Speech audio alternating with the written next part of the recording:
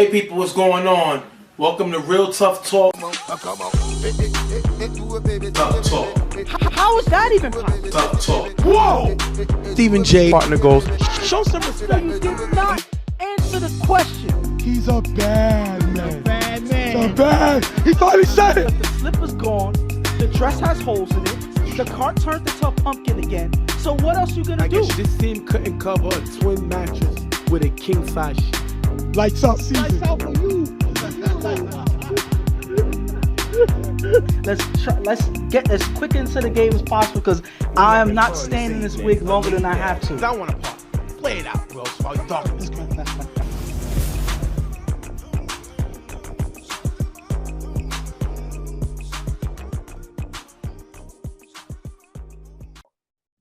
What's going on, people? Welcome to another episode of Real Tough Talk. I'm Stephen J. Here with my partner Ghost and our guest analyst here, Lou.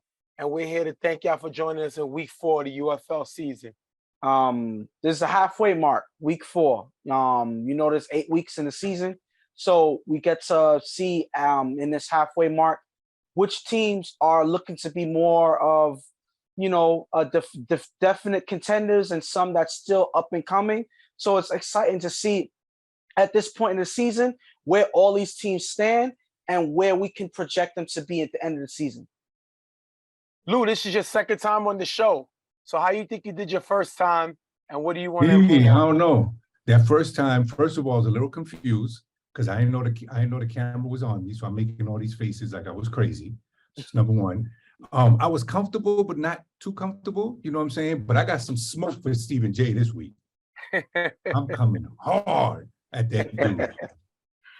All right. That Me being and said, Ghost and I have a good relationship on the field. right. Yeah. We kind of on the same, not unlike that dude, that Stephen J fellow. Well, I hope you're ready because you got to deal with me right now. We'll jump into the first game we want to talk about, which is LES versus DG. Now, LES is coming in off of a win, beating Primetime 27-19, as DG is coming into a loss to PME 27-13.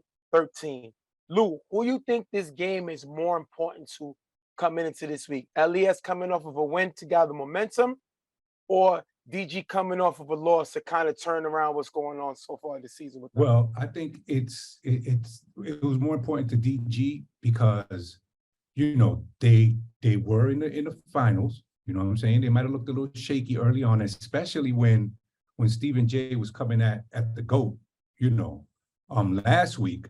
You know what I'm saying? So he might have had a little something to prove, and I think he may have done that. Go, same question. I think this is LES. It's more important for them because they've been shaky throughout the season. They have a good offense. They have really consistent offense, but their defense is what makes them either make or break them, and it's why they kind of lost a lot of their games, some of them close games. So it's up to them to figure out that issue they have. The problem is with this game, they're coming in short. They barely was able to make enough guys in this game. So with what they have to find a way to put it together and come away with a win. And I would say my thing is I think it's LES because of the fact that right now this team has 3 of the top 5 quarterbacks coming into this week, which was you got Mick from Don't Sleep, you have Jeremy from UTF, and you have the Monarchs from Ramsey from the Monarchs. You also have Lou who's thrown in there now, and Tom is still trying to find his stride. So this defense has been struggling, and this is their opportunity to kind of get people to take them seriously. So now they can make some type of adjustments and find a way to slow Chuck and this DG offense down. Then they can get a little more confident of what's been going on this season as far as the defensive end. But that remains to be seen as we jump into the game. So we're going to jump into this game. LES, they're not going to have Jay Will here, who's their first-round pick, Kenny, who's their second-round pick. DG is not going to have their second-round pick, and Slutty. My last question to you guys, but LES will have Sal, a guy they traded for. Lou, do you think it's starting to get frustrating to LES that Jay Will is not coming to the games? Remember, Kenny has been here. Jay Wells come sporadically here and there, or you think it's trying to wear away on the team? So Well, I think it should. First of all, they should have listened to that great cameraman when he said to pick Corey with their pick, because obviously this is not working. You know what I'm saying? There's no chemistry. You know, how you going to build up chemistry if your number one pick's been here for a game and a half? True. You know what I'm saying? So, you know, you don't show up. What you expect? You're going to be upset. Well, we're going to jump into this, and real quick, I'm going to kind of shut that down because their offense is scoring on 62% of the percentages. So how can you say they needed Corey when their offense is one of the top 5 in scoring? You know why. You know why. Wait till the analytics after the game, and we'll talk. All right. So we're going to jump right into the game. Strap y'all boots on because we're about to get started. All right. Remember, this game it started late, so we're going to go straight through. It's going to be no halftime. So we're going to jump and keep going to the end of the game. LES gets the ball first. JJ with 2 passes to Jihad in the gap for a nice game, picking up the first down. I like this guy, Jihad. He's been a guy that kind of flies under the radar. I don't understand why. He's a capable playmaker, and when he's not going to Spud, he likes going to him, and he's making some big catches here. 3rd and goal, JJ is blitzed by Hollywood, who rolls right, throws a Jihad in the front of the end zone, knocked away by Chuck. Chuck is starting on his DG defense because Slutty's not here, and they're starting out late, so Chuck is on the defense. Forgot to mention that in the beginning. 4th and goal, JJ on 4 rush, throws the Simon in the back of the end zone, way off target, incomplete, turnover on downs, DG makes the stop. How concerned are you with that first stop if you're LES, Ghost? I'm very concerned because they come up short in this game. They don't have a lot of their guys, so they're practically playing Iron Man in this game. So whoever's here, they have to make it work. And the thing about it is DG has Chuck playing defense. And the fact that JJ in this offense is not taking advantage of that it boggles the mind, because I'm not saying anything about Chuck, but he's not a defensive player. So you take advantage of it and send some of your better guys against him and get some big plays there. They don't take advantage of that, and at least them getting stopped, that's a missed opportunity there. First down, Chuck is blitzed by Joel, who's blocked by Chulo. Chuck goes deep to Track, who has a step or more on the sideline, caught, ran all the way into the end zone for the touchdown. JJ intercepts at your point, 6-0 DG. Chuck is able to go downfield early. And how much of a difference is it, Lou, that he has Chulo blocking, giving him time and giving him the ability to stretch the field? A big difference, like we talked about the last time, that he needed a blocker. You know what I'm saying? And it showed right there. You know, he had the time to make that pass. 2nd down, JJ on 4 rush, rolls right, throws assignment in the gap, drop, picked off by Chuck. Chuck, this has to be probably Chuck's first interception in UFL history. I have to look at the books and figure this out. But something is wrong. First, we see Chuck throw downfield, something they said that he can't do anymore. Then we see him get an interception, which they on defense, what they say he shouldn't do. What is going on here? Something is going on. They're able to get the ball right back for the DG offense. And I gotta say, whatever regimen that Chuck is doing to get his youth back, I need to figure out what it is. We all do, because he is playing, you know, making plays on defense now. He was able to throw the ball downfield. You give him time, he's able to do that. Now he's getting an interception on defense. But Simon, they said that he lost the ball in the sun and he couldn't see the ball. That's unfortunate, especially when you're going one way. The sun is always going to be in your eyes. That's what happens when you're late in the game. And that's something that affects your play. You can't afford something like this because it ends up the defense capitalizing, and that's exactly what happened. After getting the first down, Chuck on 4 rush, throws to Jalen in the gap, dropped, but caught by Bones in the front of the end zone for the touchdown. 12-0. DG takes a 2-score lead. Lou, Bones has been a heaven sent. The fact that he's able to remain healthy has given Chuck a big target, and he's been using them all season. Great touchdown pass here by Chuck. But you know, I thought that the old man was washed up. You know, from last time that Stephen J was ranting and raving that no one's afraid of no one's scared of Chuck. And already look, what? First 2 plays, he throws 2 touchdowns and gets the interception. This was more of an assist because Jalen dropped the touchdown and Bones got Doesn't it. matter. But So it still let me counts in ask the you a book. question. Did Chuck make it on time this week? Did Chuck make it on time? And the Raiders were late. Well, did Yes, Chuck make it on time? Chuck made it on time. But so what you're saying that not being late gives them superpowers? Sometimes in the winter you gotta warm your car up. Your car runs better when that oil is circulating. That is true. And everything I has a chance concur. to move. When Chuck gets there and he's able to warm up, he plays like a championship quarterback. But He's not at the that's age where he can just jump in the game and be successful. We've seen Hold on though. The last time you said no one's scared of Chuck. Was it because he was late? That's not what you said. You said no, you don't have to be scared. Be afraid. Be afraid. That's it. Plain and simple. We'll analyze that at the end of the game. But on this, on the throw up, D'Angelo runs on the sideline with a block by Silent Joel, runs all the way into the end zone for the touchdown. Dirk gets a sack on extra point, 12-6 DG. Now listen, I'm going to jump on this one because of the fact that their offense has been inefficient the first 2 possessions, getting stopped and throwing interception. So whenever you can have an opportunity to put up points, that's what's important. It doesn't matter how you do it, it's just the fact that you do it.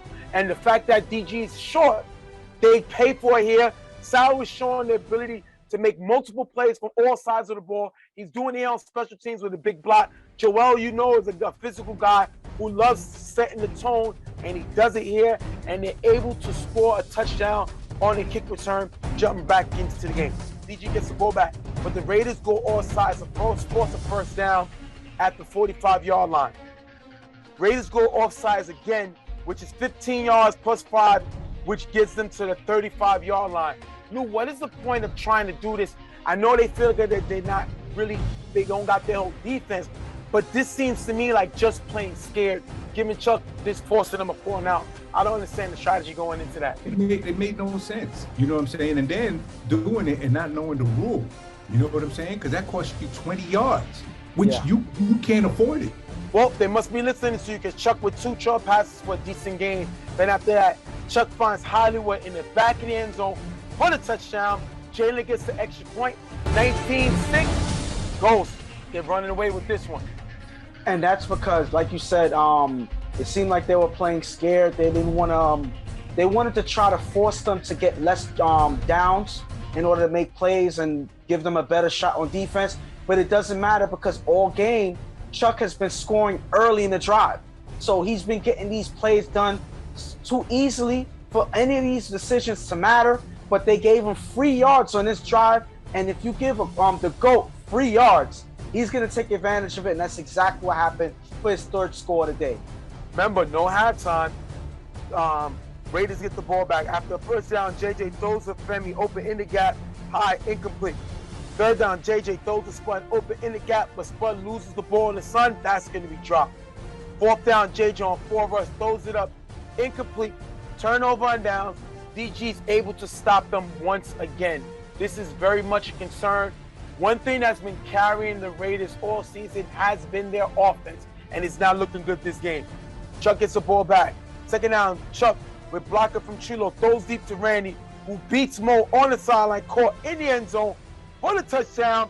Ending the game. If you look here, Sal and Joel are both guarding the same receiver, and they give up the touchdown. Ending the game, 25-6, DG with the win. Jay, on that last one, I don't know if you got to see the play carefully, but Pizza Boy put a move on Joel where he went with his left. Joel got lost and went and picked up the next man to let him go, even though Pizza Boy didn't get the ball, but I don't know if he just got lost in the stars. Like, why are you going to go guard another man and just let the other one go? They played that horrible defense that game. I'm glad you brought it up because Pizza Boy Jalen is showing the fact that he is a capable playmaker on his team. And I know we talk about several other players, but I think Jalen is coming into being the new Dash for DG. A guy that flows under the radar, and given the opportunity, he's able to make plays. Now, he kind of dropped the touchdown pass earlier. that bone's picked up and caught. But the fact is that he got open. And this guy has definitely made them not remember anything about Dash. Not at all. The kid runs routes. And he runs them well. So Ghost, as we break this game down 25-6 DG, Chuck was able to score on 4 possessions, was not stopped this game. Do this put DG back in the driver's seat as an elite team that you have to consider to get back to the championship? I mean, not yet. I'm not convinced 100% yet because the team that they played was pretty much off kilter from the beginning of the game. So I can't use this as a way of judging moving forward yet. But can I say that they're on their way with this play? Yes. And the difference maker was that Chuck had time in the pocket with Chulo giving a block. Now, if on a couple of plays, Chulo kind of missed the block when it came to the blitz and a couple of fast guys coming in. So they need to fix that and communicate better. But if they're able to fix those small issues and Chuck is able to get time in the pocket to make these passes, I think that they'll be right back where they need to be on that championship level. Lou, does this game puts more pressure on JJ going forward as their offense has been carrying them? Did this prove that they cannot depend on their defense and this team only goes as far as JJ can take them? Without a doubt. And the thing is, like I told you before, their issue on defense, the missing pieces, is Tanner and Ice. That's what made their defense. That made their defense without a doubt. And you see it now. Without those two, again, veterans, you know what I'm saying, that can rally up the troops. But yeah, their offense is not looking good because now, yes, Simon dropped the pass, a touchdown. But that was it. How many times were they in the red zone? They weren't. When I'm looking at it, they didn't really move the ball. So they didn't even do that. Nope. Well, their first drive, they got into the red zone. That was the only time. Yeah. That was the only time all game. That's a sad state of affairs because you're playing with a defense. You're playing against a defense. Chuck is, again, a veteran who's capable of playing defense. You put him there because you have to, but he may cost you in certain areas, but he's playing middle. You know, and I've seen him play defense with Carver, you know, because of the IQ. But like you said earlier, why didn't they expose that? My issue, first of all, with LES, I can't marry a stripper and still be upset that she strips. We all knew what J. Will was and is. We know he misses games. We know he doesn't take it seriously. And we're complaining about it. Why? If you see here what Ghost got, Joel is arguing with them, talking about players not here. Now, we not know they're not talking about Kenny because Kenny has been here. Yeah. Jay Will is doing what he usually do. He don't show up. How you mad at him for being who he is? I don't shame Jay Will. I shame the Raiders. Right. Because a guy who did show up Santana Nice, you didn't draft. You passed them. A guy like Gabby, who would have helped this offense and so with this defense, you passed him. So these are the guys that you passed in the draft that you wanted this guy, you know, a guy that I already jumped off the Thanos thing with him. I don't call him Thanos no more. The disrespect to my man Thanos, calling Jay Will that. Because at the end of the day, Thanos was trying to save the world in his own mind, correct? It may not have been the right way, but he felt a certain way. Jay Will don't care. So how are you mad? You drafted him. You have the number 4 pick in the draft, and you picked the player that was thought of going, it was proclaimed to go in the 2nd round. You drafted him at 4. Talking about aiming too high, and now you mad that he's not showing up to games. And they said that, and I was hearing on the field that they was talking about, this is what happens when you draft your friends. You know, guys that you get along with over guys that you need on the team. And it's not about feelings. It's not about, oh, well, we get along with this guy, so I would rather have him on my team. No, it's about what you need and what would be most effective for your team. And the thing about it is, when we talked about Jay Will or whatever, he showed a spark of what he would bring to the team in the last game. He played well on both sides of the field. So it seemed like that was the only point that he wanted to bring across to prove that, listen, I'm still that skilled player. I may not care, but know that when I put in my time, I'm one of the greatest guys on here. So now he's asleep at home. He don't need to come here today because he already proved last week that he could do it. So at the end of the day, listen, the thing about the Raiders is they have to find ways to adjust, because this ain't an NFL where you're required to show up because you're getting paid. Sometimes guys can't show up. Sometimes guys can't make it to the games. You have to adjust with what you have. And it doesn't look like they're able to do that on in any given game. And I think that that's one of their main problems going through the season right now. And we didn't hear nothing about Spud this game. Spud has been carrying his offense, and it seems like when Spud has an off game, his offense suffer. I think Spud needs to focus more on being an offensive player. I think he put a lot of energy into giving him the ball, and when he does that, his offense struggles. Now on the other side, Chuck came on time. He scores 4 touchdowns right away.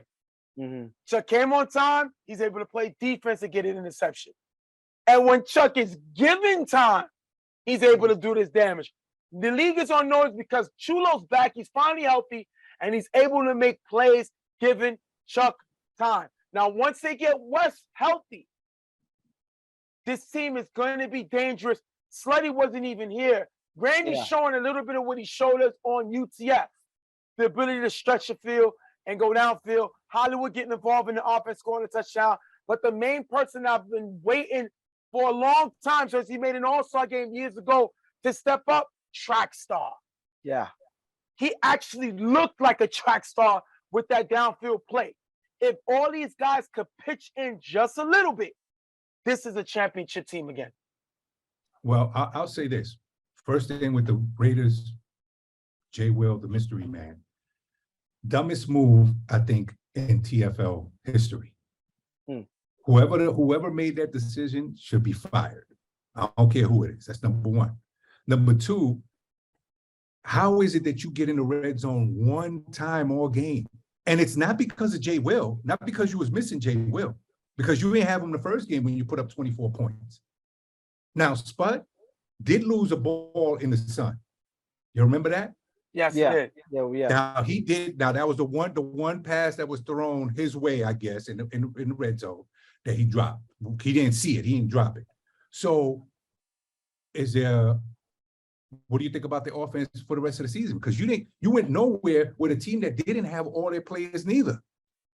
You had a 54-year-old, 69-year-old man on playing middle. That's not a good look. Not at all. But I think this team is in trouble because now they expect JJ's basically showing that he has to carry the team offensively. Yeah. They're 1-3, right? 1-3. Right now, this Raiders team with this loss right now is 1-3. So we're gonna have to see what happens. I think DG's in the driver's seat right now. This is a huge win that they needed, and they got it, especially when you only scored 13 points the previous week. To come back and score the way they did this week definitely shows that they're capable of being a championship team again. We're gonna wrap this one up with LES coming away with DG coming to win over LES 25-6. We'll be right back.